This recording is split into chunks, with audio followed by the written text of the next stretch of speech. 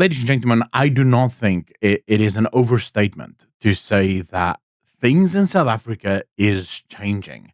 There's a sort of air in South Africa currently of people being sick and tired. People are tired of the government failing to deliver results. People are tired that as our country is falling apart, as people are struggling and poor, we seem to have an open door policy to foreign nationals coming into the country illegally, being able to use what little resources exists in the country in the first place. There just seems to be so many angles of attack currently levied on the ANC that this might be the first time ever in the entire 30 plus years of ANC rule that the ANC is under attack on almost every single structural sort of position that the ANC may hold.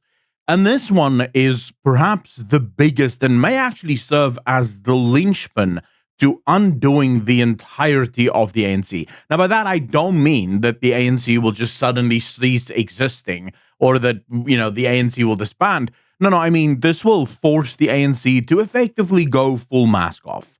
Because, well, there's no real other way. Just want to say a huge thank you to all of the supporters and patrons of this channel. By becoming a member or a patron, you help support the news that we bring and also allow me to do even more in the future. So huge shout out to all of you.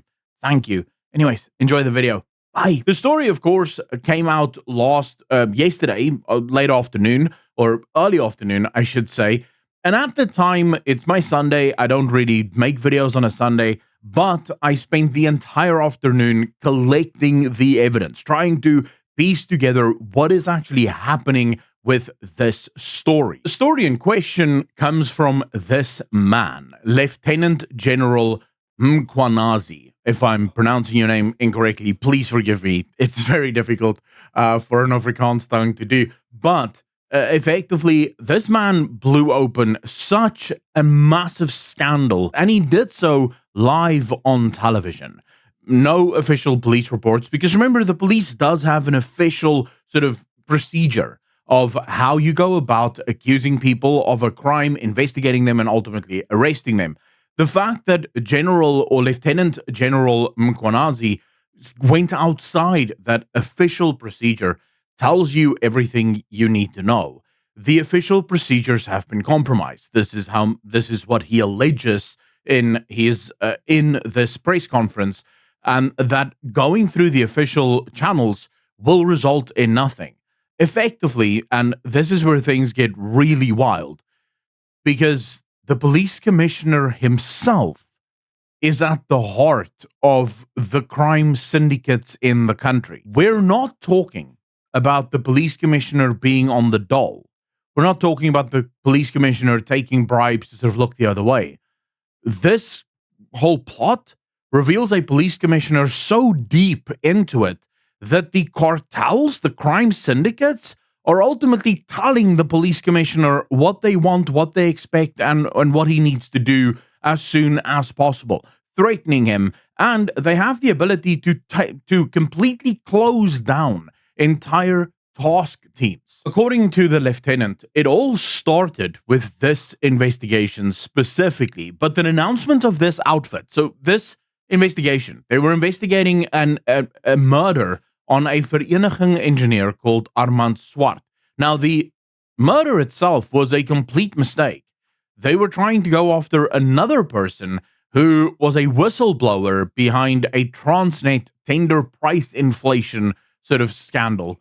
And that was the guy that they were trying to kill. Instead, they killed this man. And so Mkhwanazi and the task team, specifically looking at politically linked assassinations in KwaZulu-Natal, as well as across the country, this was the thing that closed down their unit, right? But the announcement of this outfit, so their entire unit gets closed down, Mkhwanazi said, was set in motion by their involvement in an investigation into the murder of vereniging engineer Armand Swart. So it goes on to say, in this case, and this is all part of what he said in his press conference, in this case, a team of detectives augmented by 10 officers from the political killings task team unraveled the entire scheme, from the alleged triggerman to the paymaster, businessman, Katiso KT Molefe and had them arrested and charged. On December 6, 2024, the task team visited the premises of two of the high-profile syndicates, of which one, Katiso Molefe, was arrested for the murder of Swart. 3 weeks later, 3 weeks after this happens, Mkhwanazi issued a letter ordering the disbandment of the task team, and Deputy National Commissioner Sibaya issued directives that all dockets be returned to him. Now, Sibaya is an interesting name because following this press conference from Lieutenant General Mkhwanazi, Sibaya comes out and effectively says, "No, President, I'm 37 years in this field. I've been doing this job, and many people, all the provinces know me. I've done my job throughout the country. I've served the people of South Africa, and there are big cases that I can point you out, including the AKA that he's talking about. I'm the one who was pushing it. He's talking about the AKA. I'm the one. He didn't want to arrest. I'm the one who arrested, who pushed the..." So according to Sibaya, it wasn't Mkhwanazi that wanted to push this AKA task team. It was him. So, of course, he's now standing up and basically flinging the poo-poo right back to Mkhwanazi, saying, no, it's actually this guy. Now, this is a developing story, and there's no way for us to actually figure out who is or is not guilty. But this, of course, this entire thing set off a massive amount of pushback.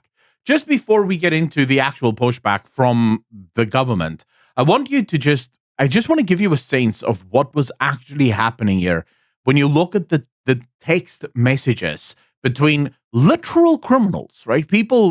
These people are part of massive crime syndicates linked to drugs, to human trafficking, to a whole host of things, and they're all protected, according to Mr. Mkhwanazi, by the police commissioner himself, by the Minister of Police himself. So on the 1st of January 2025, this is following all of the arrests and so on, Brown Magotsi, who is apparently Makala, says the task team that I have arranged a meeting for Sibaya and the minister. They must have a solution. He's talking about the task teams.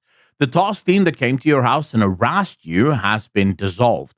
They got the letter on Monday. As we speak, they are bringing all dockets to Sibaya.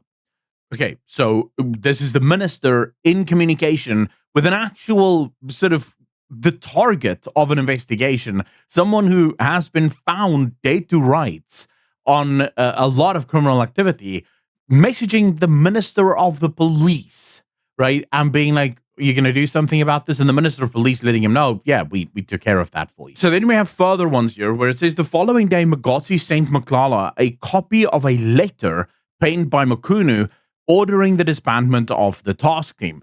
10 days later, Maklala sent Magotsi proof of payment of 111,000 Rand dispatched from the bank account of Medicare 24 Tshwane district, the vehicle through which Maklala landed the mammoth SAPS tender.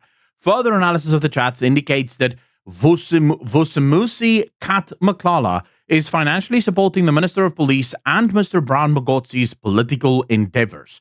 This is supported by the evidence of conversations and the proof of payments of guests for the January 8th traveling costs and a gala dinner table in Cape Town. So effectively, they have all of the evidence here, and they're just laying all of it out, right? And then what ends up happening is Mr. Maklala's SAPS contract eventually does get cancelled. Remember, the contract itself sort of carried with it a lot of scrutiny, and a lot of people were asking questions about this particular contract. So eventually the contract does get cancelled, and then they find this text a message from Maklala to the Minister of Police. Morning. Just to let you know that my contract was cancelled yesterday, and I see you've been ignoring me and promising me things that never happened.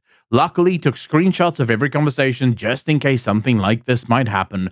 I'm taking all this to the media and some to court on Friday when I do the interdict. This ultimately never actually happened, but this is exactly what allowed the police to find the text messages in the first place. Because Maklala was saving all of it. He was taking screenshots of all of these conversations, obviously as a way to protect himself should something happen, because in this country, something does sometimes happen. You accidentally commit suicide or whatever, right? So effectively, that was his sort of protection against it. And by the way, I believe that what we're seeing here from Lieutenant General Mkhwanazi is exactly that. This is his way of getting protection by going public, by making all of this sort of out in the open for all to see. He is effectively challenging the ANC and their massive corrupt cadres and saying, boys, let's go. Right? Now the public knows. Everyone knows exactly what we've been working on. You can no longer shut us down. And of course, shutdown has already happened. So you have, for example, the ANC Youth League president, Colin Malachi, basically saying this is not the way you should do it. And this, by the way, is sort of a growing trend.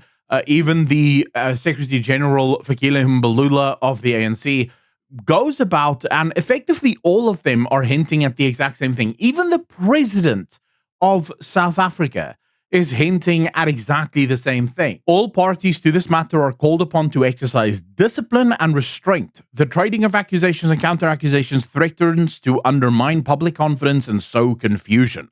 Furthermore, these actions damage the unity and focus of the police. Ladies and gentlemen, it is happening.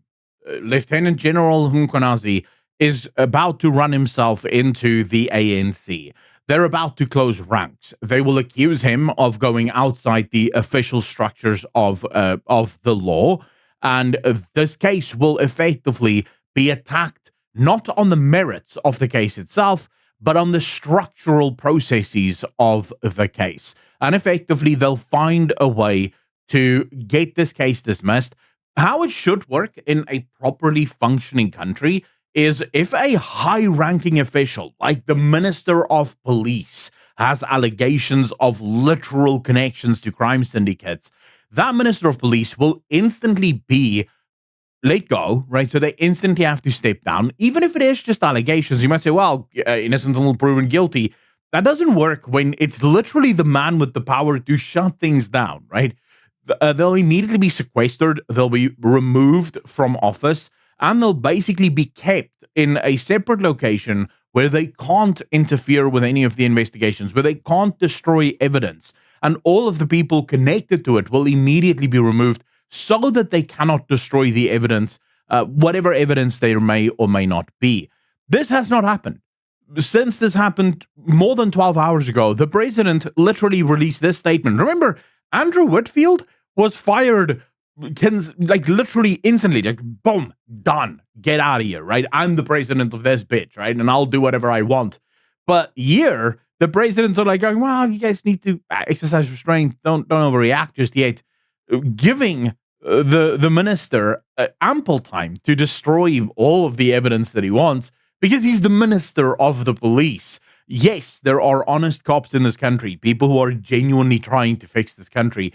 But there are also many, many cops in this country that are very corrupt, right? And are probably in the bag of the minister. And so this is an ever-evolving story. I will continue to keep you up to date as and when things change. But for now, all you need to know is that it does not look good. It really looks as if everything is about to come undone very, very shortly. Anyways, let me know in the comment section down below how you feel about this. Is it about time? Is it not? I'd love to read your thoughts. As always, hit the like if you liked it, if you didn't. And I'll see all of you in the next one. Peace.